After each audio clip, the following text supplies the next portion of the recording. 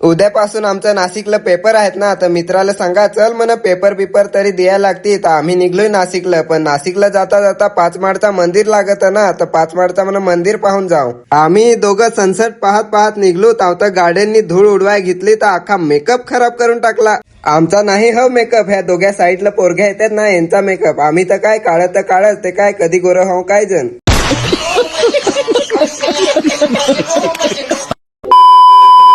तुम्हाला सांगा ना आम्ही काळत तर मग काय काळा तोंड घेऊन आलू 5 माडलं आलू तर लोकांही यायला लागेल. मग काय आम्ही हे आवड जसं करत आता म्हणत जाऊ. जसं गेटच्या आत शिरलो तर मंदिर पाहला तर भाईसाहेब जबरदस्त रंगवला था. चला पहिले पाया पडून घेतो. गणपती बाप्पाला सांगतो का पेपर आलाय जवळ तर मला पास करून दे. माझे माग लागून शाळेतली पोराही आली ते काय देव बाप्पा आम्हालाही पास करून घे. पण लाजत ना फार. तर देव बाप्पाला पण समजला हवा काय परीक्षा जवळ आली काय आली मला पाया पडायला.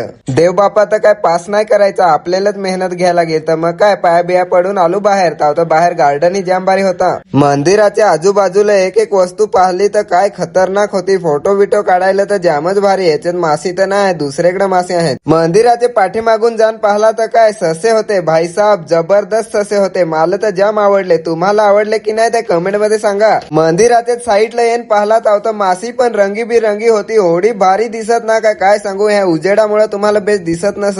मंदिराच्या आजूबाजूचा तुम्हाला अख्खा दाखवला आणि माझा मित्र पाहना लढतो जसा काय झालाय काय जण. चला आता व्हिडिओ आवडली तर फॉलो करून टाका.